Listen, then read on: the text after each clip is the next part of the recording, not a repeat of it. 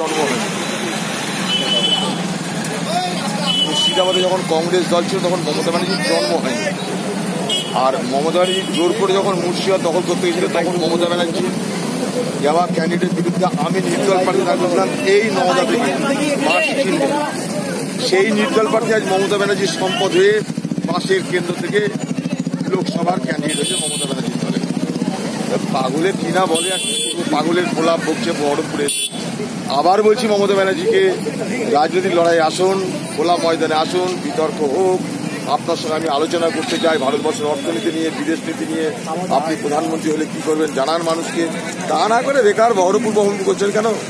মুর্শিদাবাদ আপনাকে কিছু দেবে না। মুর্শিদাবাদ থেকে আপকো খালি হাত বাপাস লौटना पड़ेगा। আচ্ছা, শেষ দিনে সংসদের শেষ দিনে আপনি নাকি তৃণমূলকে চোর বলেছিলেন। হ্যাঁ বলেছিলেন। বিজেপি সেটা সাধু সাধু বলেছিল। কে কাকে বলছো না? মমতা ব্যানার্জি আপনি তৃণমূল চোর তাই চোর বলেছি। আমি কাউকে চোর বলছি, সাধু বলে সেটা আলাদা কথা, কিন্তু যাকে চোর তাকে চোর বলতে হবে। সারদা কাণ্ডে চোর, নারদা কাণ্ডে চোর, চোরকে তো চোর দেখছি। চোরকে আমি মহাপুরুষ বলি কি করি? আর চোরকে চোর বলার জন্যই তো আমি পার্লামেন্টে গেছি। আমাকে মুর্শিদাবাদের মানুষ, বহরমপুরের মানুষ কি করতে পাঠিয়েছে প্রতিনিধি করে যে তুমি পার্লামেন্টে গিয়ে মানুষের কথা বলবে। আমি মানুষের কথাই বলেছি যে লক্ষ লক্ষ মানুষ এ বাংলায় সর্বশান্ত হয়েছে চিটফান্ড কোম্পানির দ্বারা। সেই চিটফান্ড কোম্পানিগুলো তৃণমূলের আমলে সব শাখা পোশাখা বিস্তার করে তারা ফুলে ফেপে উঠেছে।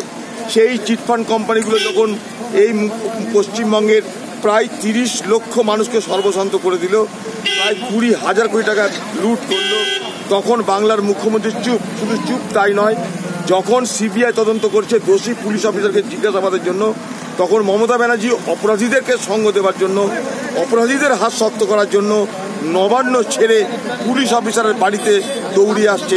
মমতা ব্যানার্জি ধর্ণা দিচ্ছে কলকাতার বুকে, রাত জেগে ধর্ণা দিচ্ছে। কেন না? সারদা কাণ্ডের তদন্ত যেন থেমে যায়, সারদা কাণ্ডের তদন্ত যেন এগোতে না পারে। তাই মমতা ব্যানার্জি এবং মমতা ব্যানার্জির দলকে আমি চোরের দল বলি, লুটেরার দল বলি। এটা আজকে না, বরাবর বলছি মমতা ব্যানার্জির দল চোরের দল। মমতা ব্যানার্জি নিজে হচ্ছে চোরের সর্দার নিয়ে। আগামী দিনে প্রমাণ হবে মমতা ব্যানার্জি নিজে হচ্ছে চোরের সর্দার নিয়ে। তদন্ত হোক, আমার কথা হ্যাঁ কি না পরে দেখবেন। মমতা ব্যানার্জি সারা পশ্চিমবঙ্গের যত লুট তরাজ, রাহাজানি, সিন্ডিকেট রাজ যা কিছু হচ্ছে সব কিছুর পিছনে Mamata Banerjee and her family. আমি খুব দায়িত্ব নিয়ে বলছি। তাদের পরিবারের এক একটা লোকের 100 কোটি টাকা সম্পত্তি কি করে হয় দিদি ভাই, তদন্ত করবেন। কংগ্রেস যেদিনকার ক্ষমতা আসবে পশ্চিমবঙ্গ সব তদন্ত করে বার করবে। আপনার এই চালাকি আর উপরে নাটক দেখানো যে আপনার কিছু নাই, আপনি সর্বহারা নেত্রী, তা যে নয়। আপনি এসব মাল কামিয়ে সর্বহারা নেত্রীর একটা মুখোশ পরে ঘুরে বেড়াচ্ছেন বাজারে, ওই মুখোশ আমরা খুলব। নিশ্চয় থাকুন মুখ্যমন্ত্রী মমতা ব্যানার্জি, মুর্শিদাবাদ আপনার কিছু দেবে না। আপকো জানে পারেগি ও ভি ফির খালি হাত। বলছে 5টা পাবে, মালদা এবং মুর্শিদাবাদ 3টে নিয়ে। চ্যালেঞ্জ থাকলো রাজ্যপাল ছেড়ে দেবো।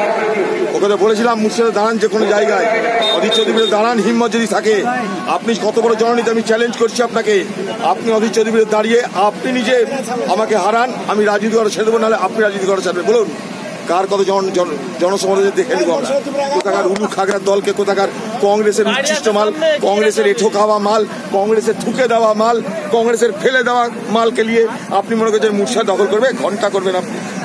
চলো।